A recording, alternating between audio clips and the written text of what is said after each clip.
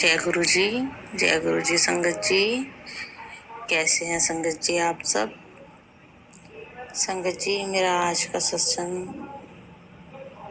जो मेरा शुक्राना सत्संग है, वो मैं आप सबको अभी बताऊंगी। उससे पहले गुरु मंत्र जाप करते हैं।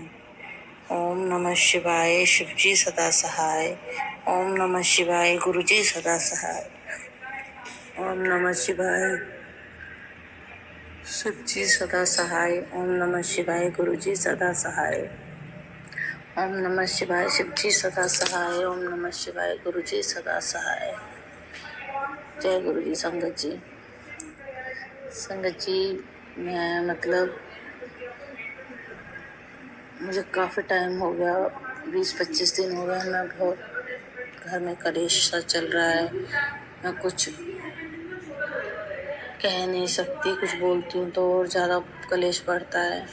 मैं बहुत परेशान थी, मुझे बार बार मैसेज आ रहे थे। वैसे गुरुजी बोलते हैं कि मैं किसी को नहीं बोलता कि अमृत वेले उठो, अमृत वेले करो, कोई पाठ करो। जो गृहस्थ जीवन की आंटियां हैं ना, उनके लिए गुरुजी ने सब माफ़ी दी है कि इनके लिए कोई कुछ भी कैसे भी कोई नियम नहीं है। वो कभी भी किसी भी वक्त हर पल गुरुजी को जब टाइम मिले याद कर लें। उनके लिए कोई नियम नहीं है। फिर भी एक डिवाइन टाइम होता है अमृत वेले 3 से 5 का। तो बोलते हैं कि इसमें अगर आप गुरुजी के स्वरूप के सामने अगर कोई नहा सकता है तो नहा ले, नहीं नहा सकते हो तो मुँह हाथ धोकर ही गुरुजी के स्वरूप के सामने बैठ के मन ही मन गुरुजी से बातें करें। उनसे पूछे, गुरुजी आप कैसे हो, अपनी बताओ, उनकी पूछो। गुरुजी से बात करो, जो भी आपकी कोई अरदास है वो जरूर पूरी होगी। ये आज मुझे पता चल गया। आज मैंने पहली बार अमृत वेले करी। मैं सुबह उठी और मेरी गुरुजी से कनेक्शन हुआ, हमारी बातें हुई। कुछ नहीं, मैं नहा तो नहीं पाई, लेकिन मैं मुँह हाथ धो लिए थे। तो मैंने गुरुजी से जो भी प्रॉब्लम थी, गुरुजी को पता था सब। मैं गुरुजी के स्वरूप के सामने बैठी और बस पता चल रहा था कि गुरुजी को सब पता है। हमने अपनी बातें कही, मन ही मन हमारी बातें चल रही थी। उसके बाद मैं अमृत वेले में मुश्किल से 15 मिनट भी नहीं बैठ पाई। मुझे उस टाइम में इतनी तेज नींद आने लगी क्योंकि सुबह के 3:15 हुए थे उस टाइम, क्योंकि मैं पूरी रात से सोई नहीं थी। फिर मुझे लगा कि मुझे अमृत वेले के मैसेज आ रहे हैं, आज मैं अमृत वेले करती हूँ। तो उसके बाद मेरी आँख लगी 3:30 बजे। 3:30 से 5 बजे मेरी आंखें खुलती हैं।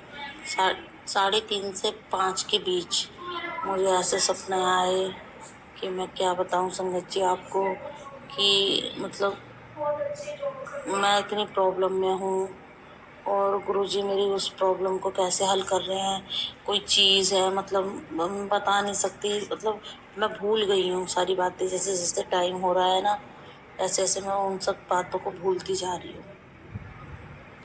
बस मुझे इतना पता है, अब सब भूल गई हूँ। बस इतना याद है कि गुरुजी का स्वरूप था मेरे सामने, मुझे कुछ हो गया था तो एकदम से मैंने अपने एक हाथ से, उल्टे हाथ से गुरुजी का स्वरूप पकड़ लिया और जय गुरु जी बोलने लगी।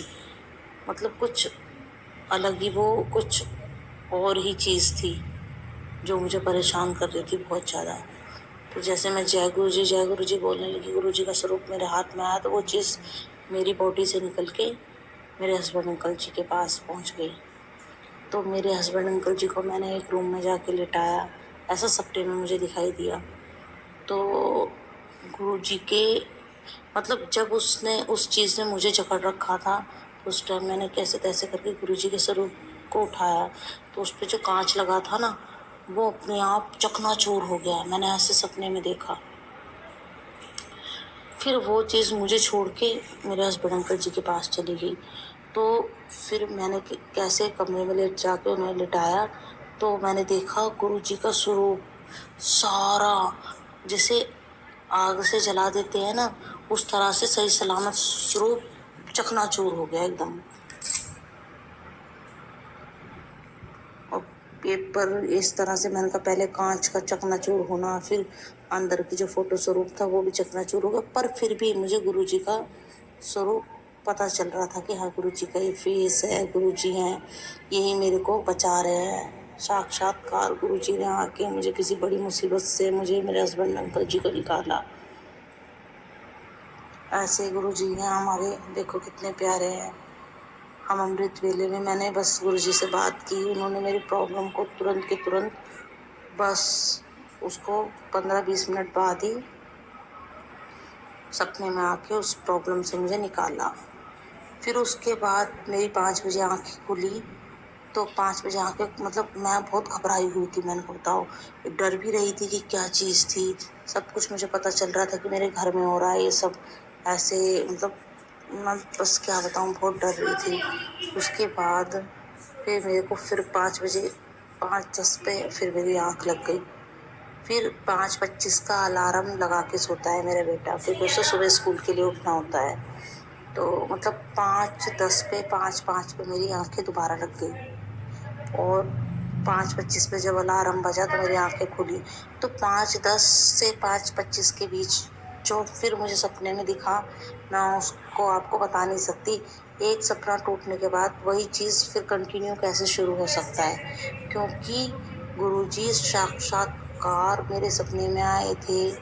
वो मुझे, मतलब ऐसी पावर थी उनके अंदर कि वो मुझे उन चीज़ों से छुटकारा दिला रहे हैं कि एक इंसान है,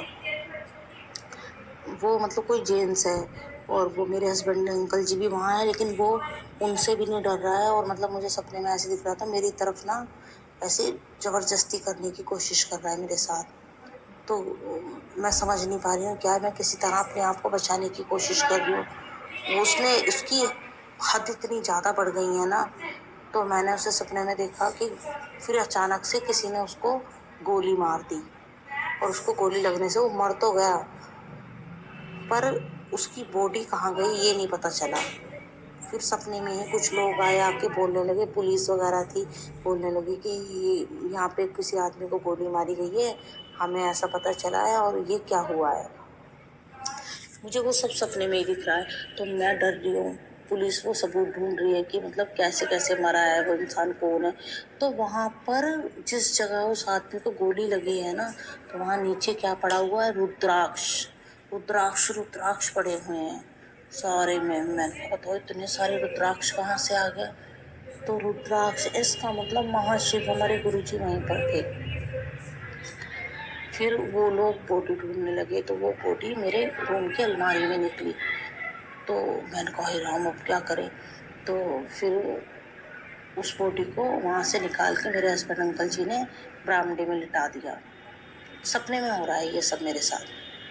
तो फिर मैं कह रही हूँ कि बताओ इस बॉडी को कैसे मतलब गायब करा जाए, या जलाया जाए, या कुछ किया जाए कि ये ख़त्म हो जाए बिल्कुल, और ये कभी भी हमारे सामने ना आए, और मतलब इसको सबूत मिटा दिए जाए, नहीं तो हमें पुलिस पकड़ लेगी, फिर हमारे लिए प्रॉब्लम हो जाएगी। इसका क्या करे क्या करे।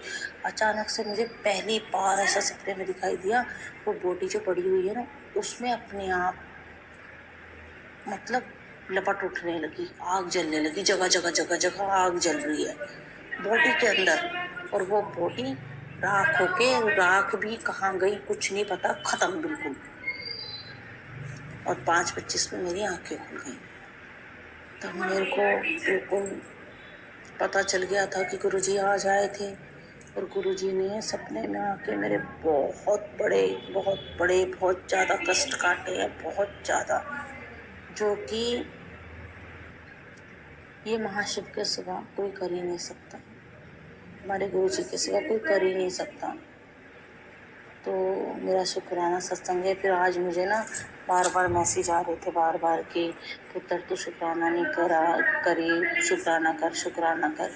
तो गुरुजी इसलिए बोलते हैं शुक्राना करने के लिए कि जो हमें हम सोचते हैं ना कि गुरुजी तो कहते ही नहीं है कि तुम अमृत वेले करो, पर इस बात से ये पता चलता है अमृत वेले करने से कि गुरुजी कहते हैं कि सुबह 3 से 5 का जो टाइम होता है वो डिवाइन पावर टाइम होता है।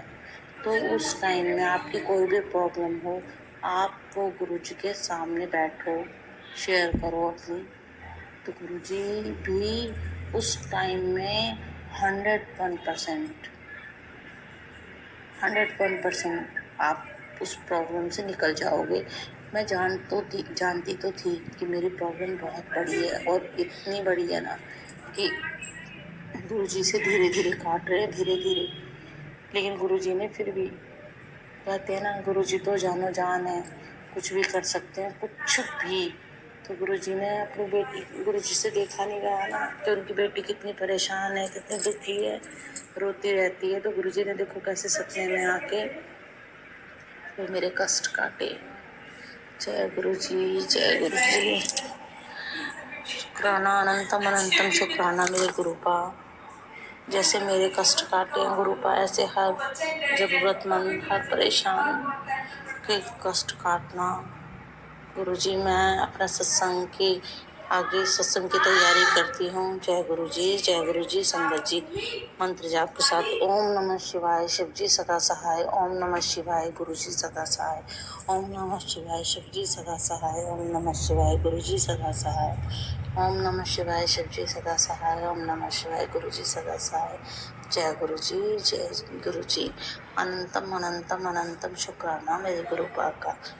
जय गुरुजी संगत जी, जय गुरुजी।